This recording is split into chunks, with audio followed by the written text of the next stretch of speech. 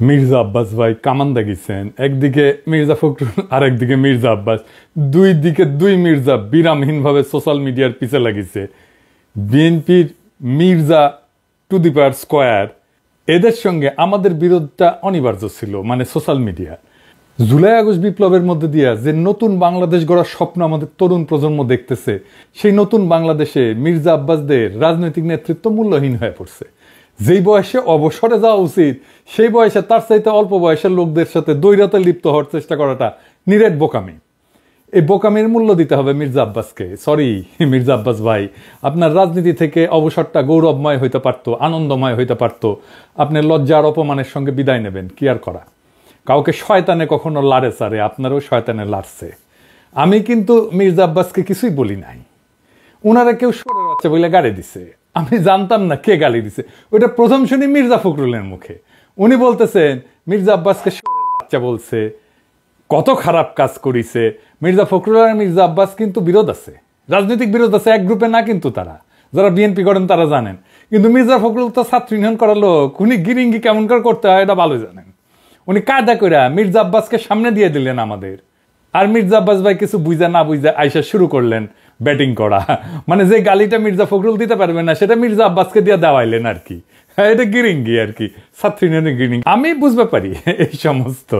আচ্ছা মির্জা আব্বাস ভাই, আপনি বলেন আমি কি ভুলটা বলছি? আমি বলছি বারাক ওবামা যখন আমেরিকার প্রেসিডেন্ট, তখন তাকে ফিলিপাইনের প্রেসিডেন্ট বেশ্যার বাচ্চা বলে গালি দিছিল। আর বারাক ওবামা সেটাকে হজম করছে। আপনি একজন পলিটিশিয়ান হয়ে সেটা হজম করতে পারবেন না কেন? আমি তো নিউজটা দেখাইছিলাম, আমি তো মিশা নিউজ দেখাই নাই, তাই না? আপনি গালি খাইতে চান না, তাহলে রাজনীতিতে আসছেন কেন? মসজিদের ইমাম হন, কেউ গালি দিবে না। হিমালয়ে গিয়ে সন্ন্যাসী হন, কেউ গালি দিবে না। নবী রাসূলদের গালি দেয় মানুষ, আল্লাহর খোদাকে গালি দেয় মানুষ। আপনি কোন বালেশ্বর বাল হরিদাস পালাচ্ছেন, আপনারা গালি দেওয়া যাবে না? প্রেসিডেন্ট ম্যাক্রন তো থাপ্পড় মারে, আপনি চর থাপ্পড় খাবেন, আপনারা রাজনীতিবিদরা গালি খাইবেন। এটা সহ্য করতে হবে, এটাই নতুন বাংলাদেশ। এবার আসেন আমরা ওনার বক্তব্যটা আলাদা আলাদা করে শুনি। জর্জ মিল্টন বকা দিয়েছে আমাকে, সেটাকে সমর্থন করেছে পিনাকি। অর্থাৎ জর্জ মিল্টন যে ভাষা আমাকে বকা দিয়েছে, পিনাকি সমর্থন করেছে। আমি বলতে চাই যে ওরা সবাই একই বংশের, একই গোত্রের সন্তান। কোনো ভদ্রলোককে এভাবে গালি দিতে পারে না। আমি ঢাকার মানুষ, আমি ইচ্ছা করলে ওরা যে ভাষায় গালি দেয় তার চেয়ে জঘন্য ভাষায় গালি দিতে পারি। কিন্তু আমার বাপ মা, আমার পরিবার এটা আমাকে শেখায় নাই। ওরা যেটা বলছে এবং বলেছে এটা ওদের পরিবার থেকে শেখানো, ওরা ওই পরিবার থেকে করে আসছে, শুকরের জাত। এটা নিয়ে বিশ্বব্যাপী আমার দেশে এবং বিদেশে আমার কিছু ভাইয়েরা আছে যাদের বাপ মায়ের কোনো ঠিক আছে বলে আমার মনে হয় না, যাদের অ্যাকচুয়ালি জন্মের ঠিকানা আছে বলে আমার মনে হয় না। ওদের কথা বলার স্বাধীনতা আছে, ওরা আমাকে গালিগালাজ করার স্বাধীনতা আছে, আর আমি একটা সত্যি কথা বলতে পারবো না, সেই স্বাধীনতা আমার নাই। উনি বলছেন জন্মের ঠিক নাই। আব্বাস ভাই, দুনিয়ার সব প্রাণী একই পদ্ধতিতে জন্মায়। আর একটা পদ্ধতি আছে টেস্ট টিউব বেবি, ওইখানে কেউ কাউরে লাগায় না। তো ঠিক পদ্ধতি কোনটা মির্জা আব্বাস ভাই? আর আপনি কোন পদ্ধতিতে জন্মাইছেন? আর আপনি যে পদ্ধতিতে জন্মাইছেন সেটা যে ঠিক, এই সার্টিফিকেট আপনারা কে দিছে? হ্যাঁ, তবে আপনি দাবি করতেই পারেন যে আপনারা যারা গালি দেয় তারা বৈধ বাবা মায়ের সন্তান না। আমার অনুমান আপনি সেটাই বলছেন, বৈধ পিতামাতার সন্তান না হইলে সে গালিবাজ হয়। আপনার এই অনুমানেরও কোনো ভিত্তি নাই। আপনার কি জানা আছে যে লিওনার্দো দা ভিঞ্চি, হ্যাঁ চেনেন? আপনার চেনার কথা না অবশ্য, ও বৈধ পিতামাতার সন্তান না কিন্তু। এমনকি শেক্সপিয়ার চিনেন? আপনার চেনার কথা না। চার্লস ডিকেন্স চিনেন? আলেকজান্ডার দ্য গ্রেট, কেউই বৈধ পিতামাতার সন্তান না। নাম শুনেছেন বাক? হ্যাঁ, মিউজিশিয়ান শুনেছেন? তার কোনো মিউজিক শোনার কথা না আপনার। হ্যাঁ, আগাস্টাস সিজারের নাম শুনেছেন? স্টিভ জবসের নাম শুনেছেন? এমনকি জ্যাকি চ্যান সিনেমা দেখেছেন? দুইটা কেউই বৈধভাবে বিবাহিত বাবা মায়ের সন্তান না। সেই জন্য মনীষীরা বলে জন্ম হোক যথাতথা, কর্ম হোক ভালো। আপনার কর্মজীবনটা কি আসেন সেটা দেখি। আপনার কর্মজীবন কি ভালো? না মির্জা ভাই, আপনার কর্মজীবন ভালো না। আপনার কর্মজীবন কলঙ্কে ভরা। না, আমি কোনো পত্রিকার নিউজ নিয়ে আপনার চরিত্র হনন করব না, ওইটা আমার কাজ না। 2015 সালে আপনি আপনার নিজের দাখিল করা হলফনামা থেকেই দেখাবো। আসেন আমরা আমাদের ঠিক পথে জন্ম না হওয়া মির্জা আব্বাস ভাইয়ের আমল নামা দেখি। আচ্ছা মির্জা আব্বাস ভাই, মির্জা তো আপনার পারিবারিক পদবী না, তাই না? এটা আপনি লাগাইছেন পরে। আপনার বাবার নামের আগে তো মির্জা নাই, তাই না? আপনার বাবার নাম আব্দুর রাজ্জাক। আপনার এখান মির্জা লাগাইতে হইল ইনফিরিয়রিটি কমপ্লেক্সে। এলিট হইতে চাইছেন, নতুন বাংলাদেশের এলিট হইতে চাইছেন না? টাকা পয়সা হয়েছে, এখন মির্জা না থাকলে ক্যাঙ্কা হয়, অসুবিধা নাই। বাঙ্গুল্যান্ডে এভাবেই সব এলিট গড়ে উঠছে, ওই যে সোহরাওয়ার্দীর বডিগার্ড থেকে। আচ্ছা, যাই হোক, মির্জা আব্বাস তো এটা ব্যাংকের মালিক, জানেন তো? ঢাকা ব্যাংক 1995 সালে ব্যাংকটা প্রতিষ্ঠিত হয়, মির্জা আব্বাসই প্রতিষ্ঠাতা। এই ঢাকা ব্যাংকটা দেশের প্রথম দিকের বেসরকারি মালিকানায় প্রতিষ্ঠিত ব্যাংকগুলোর মধ্যে অন্যতম ব্যাংক। কোনো সমস্যা হয়নি, অনেক ব্যাংকের সমস্যা হয়েছে, জয় বাংলা হয়ে গেছে হাসিনার আমলে। মির্জা আব্বাসের ব্যাংকের কোনো সমস্যা হয়েছে? হয় নাই। হ্যাঁ, তো ব্যাংক প্রতিষ্ঠার টাকা পেলেন কেমনে মির্জা আব্বাস ভাই? আপনার ফ্যামিলি কি জমিদার ছিল? আপনার আব্বা কি করতেন? আসেন আমরা এবার দেখি ওনার আব্বা কি করতেন। ওনার আব্বা মতিঝিল সরকারি উচ্চ বিদ্যালয় বা মতিঝিল সেন্ট্রাল গভর্নমেন্ট স্কুল হিসেবে যেটা পরিচিত, ওই স্কুলের দপ্তরে ছিলেন। ডং ডং ডং ডং ডং ডং কইরা ঘন্টা বাজাইতেন। কি মির্জা আব্বাস ভাই, খারাপ লাগলো? হ্যাঁ, দপ্তরের কাজ খারাপ না, সম্মানের কাজ। কিন্তু আপনি যে কাজ করতেছেন সেটা সম্মানের না। দপ্তরের কাজের পাশাপাশি আপনার ওই স্কুলের সামনে মসজিদের সাথে একটা ছোট্ট পুরীর দোকান ছিল। পুরি বানাইতেন আপনার আব্বা, ওই পুরীর দোকান চালাইতেন। ওই সিপার পুরীর দোকানের জমিটাও ছিল রেলের। এখনো আপনি রেলের জায়গা দখল করে বাসা বানায় বসবাস করছেন। হয়তো পরের জায়গা, পরের জমি, ঘর বানাইয়া আমি রই, আমি তো ভাই জমির মালিক নই। দপ্তরি থাকাটা কোনো অপরাধ না, লজ্জারও না। কিন্তু ওই অবস্থা থেকে ব্যাংক মালিক হওয়ার জার্নিটা আমরা বুঝা দেখতে চাই। কেমনে বাংলাদেশের এলিট তৈরি হয়েছে, কেমনে বাংলাদেশের পলিটিশিয়ানরা তৈরি হয়েছে, কেমনে বাংলাদেশের রাজনীতিতে দুর্বৃত্তায়ন হয়েছে। 1991 সালে প্রথম এমপি হন মির্জা আব্বাস। তারপরে কিছুদিনের মধ্যে ঢাকার মেয়র, আর 4 বছরের মধ্যে ব্যাংক মালিক। এমপির বেতন কত মির্জা ভাই? মন্ত্রীর বেতন কত? 1-1.5 লাখ টাকা সেই সময় মাসে, তাই না? তো কোন জাদুর কাঠি পাইলেন যে ব্যাংক বানানোর টাকা পাইছেন? এমপি হওয়ার আগে কি করতেন আপনি? আপনি ছিলেন কমিশনার। কমিশনারের বেতন কত? আপনার বৈধ ব্যবসা কি ছিল? বৈধ ব্যবসা ছিল ওই অঞ্চলে শাহজাহানপুরের গরুরহাটের ইজারা নিতেন আপনি। সেই 75 পরবর্তী সময় কমলাপুর রেলওয়ে যত ঠিকাদারি, সড়ক পরিবহন সহ আরো বহু জায়গা থেকে চাঁদা উঠাইতেন। চান্দা তোলাটা আপনার পুরানো অভ্যাস, তাই চান্দা তুলে আমাদের টাকা দিতে চায় যেন আমরা ইউটিউবিং ছাড়ি। শুনেন, ওরা ওই যে ইউটিউবের মধ্যে কি যে পয়সা কামানোর একটা রাস্তা আছে ওদের, সে পয়সা কামাই দিচ্ছে। আরে ভাই, পয়সা যদি লাগে আমাদেরকে বল, আমরা চাঁদা দিলে দিব না, অসুবিধা নাই তো। চান্দা তোলা ছাড়া আর কিছু করার যোগ্যতা মির্জা আব্বাস আপনার ছিল না কোনোদিনই, কারণ উনি আবার দারুণ মেধাবী। আপনার ইউনিভার্সিটিতে পড়ার যোগ্যতা হয় নাই, সোহরাওয়ার্দী কলেজ থেকে 2nd ক্লাসের ডিগ্রি পাস করেছেন, এই যে সার্টিফিকেট আপনার দেখেছেন। আল্লাহ বাঁচাইছে, আর একটু কম হলে তো জাতির ফিতা হয়ে যাইতেন। তো উনি নিজেই নিজের সার্টিফিকেট দাখিল করেছিলেন। যাই হোক, এই একাডেমিক কোয়ালিফিকেশন নিয়ে আপনার তো কেরানিরও চাকরি হইতো না কোথাও, বাংলাদেশেও না। আপনার তো কিছু করার ক্ষমতাই নাই। ইউটিউবে টাকা পাওয়া যায়, কথা সত্য, বই লেখাও টাকা পাওয়া যায়, শিক্ষকতা কইরা, অভিনয় কইরা, কবিতা লিখা, গান গাইয়া টাকা পাওয়া যায়, প্লেন চালালেও টাকা পাওয়া যায়, রিক্সা চালালেও টাকা পাওয়া যায়, আপনার ড্রাইভারও যে ড্রাইভিং করে সেটা তো টাকা পাওয়া যায়। তো আপনি এর কোনোটাই পারেন না। আপনি চান্দা তুলে টাকা তুলতে পারেন, ওটাই আপনার উপার্জন, ওইটাই আপনার ক্ষমতা। তো চান্দা তুলে টাকা দিয়ে ইউটিউব বন্ধ করার আবদার কেন করতেছেন? ব্যথা বেশি দিচ্ছি, ব্যথা কি জিনিস আপনি টের পান নাই? আপনার তো কোনো স্কিল সেট নাই, আপনি কোনো কিছু করে উপার্জন করতে পারবেন না, তাই আসছেন রাজনীতিতে। এটাই বাংলাদেশের রাজনীতির মধু। আপনি ব্যবসাও পারেন না, তাই পারলে এন্টারপ্রেনার হইতেন। তো সম্পদ তৈরির জন্য চান্দাবাজি করেছেন, করেন, এখনো করেন, বোঝা গেল। কিন্তু কোন জাদু বলে ব্যাংক বানাইছেন সেটা আমরা খুঁজে দেখবো, গলায় পাড়া দিয়ে এটা বের করব। আমরা আরো আগে যাই, 1971-এ আপনি তখন মোটামুটি দামরা, কলেজে পড়েন, আপনি নিজে দাবি করেছেন আপনি মুক্তিযোদ্ধা। শুনেন, মূলত আমি এক কথা বলতে পারবো যে ওই 26শে মার্চের রাত্রে যদি আমরা ওই আওয়াজ না পেতাম, যদি আমরা, তাহলে দেশের মানুষের ভাগ্য নিয়ে বহু লোকই সিনেমিনি খেলার সুযোগ পেত, সেটা আর পায়নি। পরবর্তীতে আমরা মুক্তিযুদ্ধে যাই এবং দেশের স্বাধীনতা যুদ্ধে অংশগ্রহণ করি। এটা আবার বিএনপির পেজ থেকে শেয়ার দেওয়া। এই বক্তব্যে উনি বলছেন মুক্তিযুদ্ধে কি করেছেন সেটার কোনো কিন্তু উল্লেখ নাই। 25শে মার্চে কি হয়েছে, শাহজাহানপুরে ওনার বাসা থেকে কি দেখেছেন, ওইটুকুই শুধু বলতে পারেন, তার বাইরে আর যাইতে পারেন না। তার বাইরে গেলে জিয়াউর রহমান মুক্তিযুদ্ধের ঘোষণা অমুক তমুক ওই জায়গায় চলে যান। উনি কোথাও মুক্তিযুদ্ধ করেন নাই। কোন সেক্টরে যুদ্ধ করেছেন, কোথায় ট্রেনিং নিছেন, কারা ছিল সহযোদ্ধা, মিছা কথা কইতে লজ্জা লাগে না মির্জা আব্বাস? এটা চেনেন? 1971-এ পাকিস্তানি বাহিনী তার নাম শুনলে কাপড় নষ্ট করে ফেলতো। ঢাকার গেরিলা মুক্তিযোদ্ধা সাদেক হোসেন খোকার দলের। আমি তার কাছ থেকে জানছি আপনি মুক্তিযুদ্ধ করেন নাই।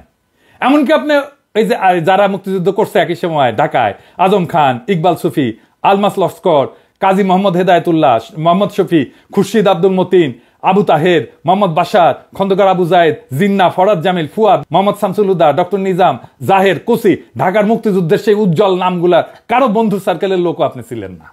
1971-এ মুক্তিযুদ্ধের যাওয়ার সাহস হয় নাই, আজ আসছেন 71 বাঁচাইতে, দ্বিতীয় স্বাধীনতাকে অস্বীকার করতে। বাহ বাহ, চমৎকার চমৎকার। আর এক জাফর ইকবাল রাজনীতিতে আবার বলছেন আমরা নাকি হাসিনারে যারা সমর্থন করছে সে ব্যবসায়ীদের বিরুদ্ধে কিছু বলি না।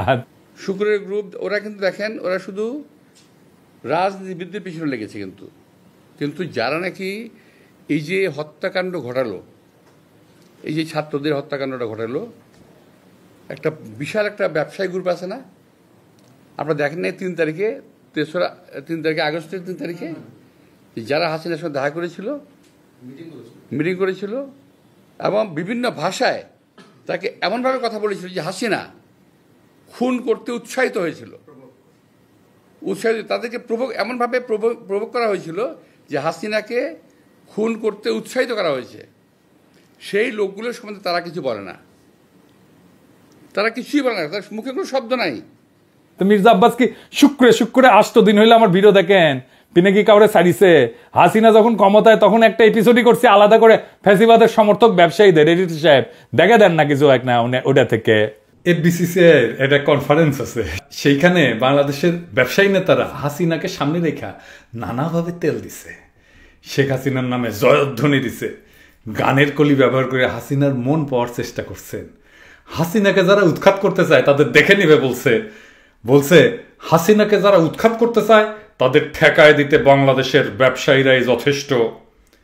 জয় শেখ হাসিনা, জয় শেখ হাসিনা। সালমান ভাই রাঘব আমাকে বলছে বলার জন্য, হ্যাঁ শেখ হাসিনা সরকার, শেখ হাসিনা সরকার, শেখ হাসিনা সরকার।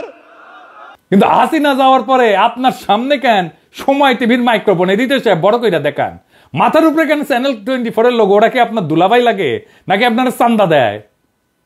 আবার শোনেন বলতেছে আমরা নাকি সবার পিছিয়ে লাগি। এই গোষ্ঠী কখনো বাংলাদেশকে স্থিতিশীল থাকতে দেবে না, কখনো আমার বিরুদ্ধে, কখনো ওর বিরুদ্ধে, কখনো তার বিরুদ্ধে লেগেই থাকবে। আপনারা অপেক্ষা করেন, কদিন পরে তারা ইউনূস সাহেবকে ধরবে। আমি এটা বলে দিচ্ছি আমি আপনাদেরকে, কদিন সাহেব পরে তারা ডাক্তার ইউনূস সাহেবকে ধরবে।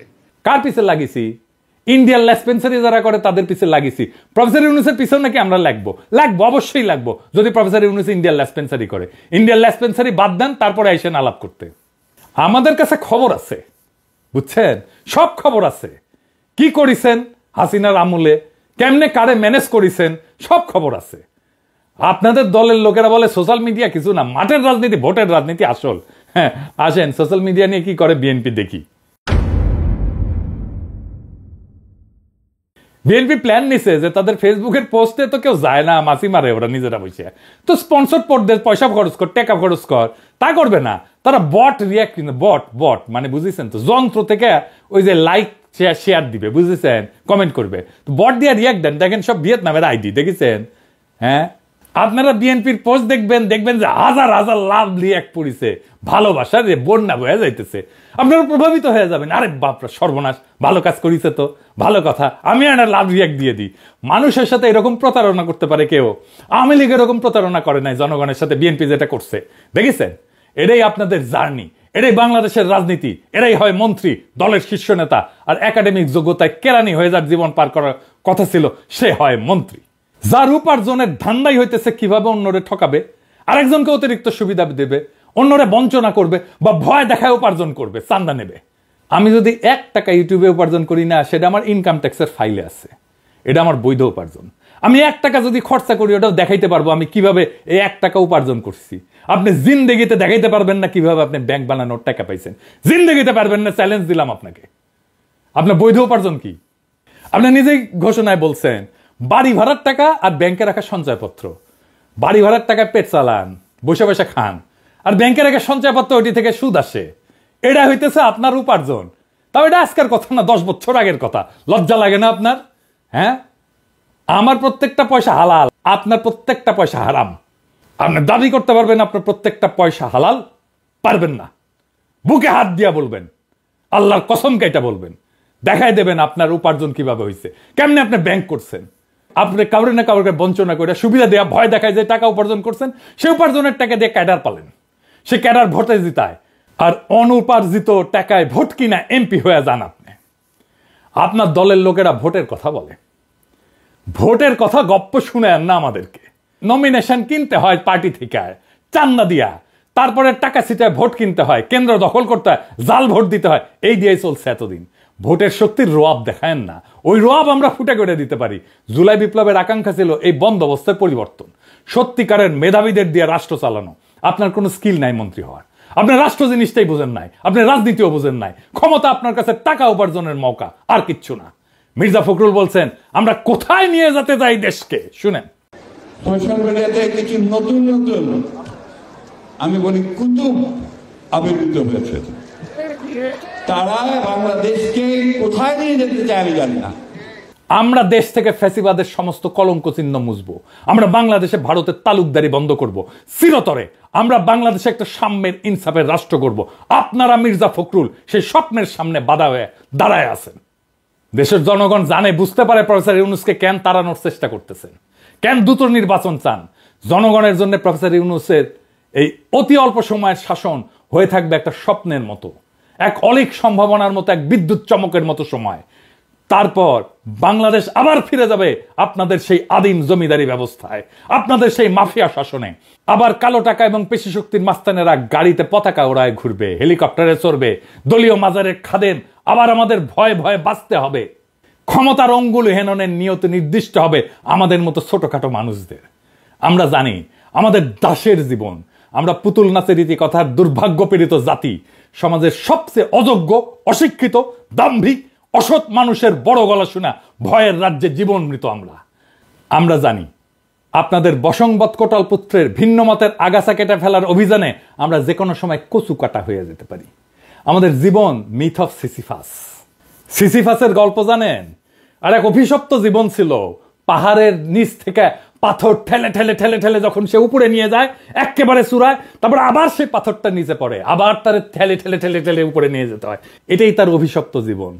আমাদেরও বাংলাদেশের নাগরিকদের জীবন মিথ অফ সিসিফাস। আমাদের অভিশপ্ত জীবন সিসিফাসের মতো। আমাদের সন্তানেরা বারবার রক্ত দিবে এই ক্ষমতার রাক্ষস তাড়াইতে, আবার নতুন রাক্ষস এসে দখল করবে জনপদ। আমাদের আসলেই কোনো মুক্তি নাই। কিন্তু মির্জা আব্বাস মনে রেখেন, পৃথিবীতে যদি একজন মানুষও থাকে এই নষ্ট দুর্বৃত্তের রাজনীতির মুখোশ খুলে দেবে, সেটা আমি। ঈদের জামাতে যারা প্রফেসর ইউনূসের হাত ছুঁইছে তারা বলছে আকুল ভাবে ছাড়ার 5টা বছর থাকেন, কারণ তারা জানে ওই লোকটা তাদের মানুষের মর্যাদা দিছে। বেশি দিন লাগে নাই, মাত্র 7-8 মাস। মানুষ তার বিপুল সম্ভাবনা আর তাদের অফুরন্ত শক্তির খোঁজ পাইছে, জাতির প্রাণ শক্তি জায়গা উঠছে। এটাই বিপ্লব। আমরা এই পরিবর্তনের জন্য জান লড়াই দিছি, এই জন্য আমাদের বাচ্চারা জীবন দিছে জুলাই আগস্টে। এটাই বিপ্লবের রুহানি প্লাবন। সেই বিপ্লবের আইকন আজকে প্রফেসর ইউনূস। জনতার স্বপ্নের সামনে বাধা হইয়া দাঁড়াইলে জনতাই আপনাদেরকে রুখে দেবে। সেই দিন বুঝবেন সোশ্যাল মিডিয়া কি জিনিস। আপনারা ক্ষমতায় আসতে পারেন, কিন্তু কোনোভাবেই এই স্বপ্নের সময় প্রফেসর ইউনূসের করে দেওয়া যাওয়া অর্জনকে অতিক্রম করতে পারবেন না। আপনাদের সেই পরাজয় গাথা এখনই লেখা হয়ে গেছে, প্রত্যেক দিন লেখা হচ্ছে। এই নতুন বাংলাদেশের স্বপ্নে যারা অন্তরায় হয়ে দাঁড়াইছে তাদের ভবিষ্যৎ অনিবার্যভাবে ম্লান। ইতিহাসের নিয়মে জনগণের ইচ্ছার বিপরীতে দাঁড়ানো মানেই পরাজয়। মির্জা আব্বাস এবং তার মতো নেতৃত্বের অবসান অনিবার্য। আমরা জানি এই লড়াই শুধু ক্ষমতার না, এই লড়াই ইনসাফের, সাম্যের, মুক্তির। আমাদের তরুণ প্রজন্ম আজ যে নতুন বাংলাদেশের স্বপ্ন দেখছে, যেখানে দুর্বৃত্তের রাজনীতি, চাঁদাবাজির আধিপত্য কিংবা ক্ষমতার দম্ভের কোনো স্থান নাই, সেখানে থাকবে সৎ, মেধাবী, প্রগতিশীল নেতৃত্ব। প্রফেসর ইউনূস এই নতুন স্বপ্নের প্রতীক। তার নেতৃত্বে যে নতুন দেশ গড়ার লড়াই শুরু হয়েছে, তা জনতার হৃদয়ে আর এক বিপ্লবের আগুন জ্বালায় দিছে। এই আগুন নিভে যাওয়ার না। জনতা জানে, জনগণ জানে এই পরিবর্তন তাদের জীবনের, তাদের ভাগ্যের, তাদের সন্তানের ভবিষ্যতের প্রশ্ন। তাই মির্জা আব্বাস কিংবা তার মতো অতীতের রাজনীতির নেতাদের কাছে আমাদের একটাই বার্তা, সময় বদলাইছে, জনতার স্বপ্নকে দমায় রাখা যাবে না। নতুন বাংলাদেশে মিথ্যা, দুর্নীতি, ক্ষমতার অপব্যবহার থাকবে না। আমাদের লড়াই চলবে জুলাই আগস্ট বিপ্লবের প্রকৃত অর্থ বাস্তবায়ন না হওয়া পর্যন্ত। এই নতুন বাংলাদেশের স্বপ্ন বাস্তবায়নের পথে প্রত্যেকটা বাধাকে পেরায় আমরা আগায় যাব একটা সত্যিকারের স্বাধীন, সাম্যের, ইনসাফের, মানবিক বাংলাদেশের পথে। ইনকিলাব জিন্দাবাদ।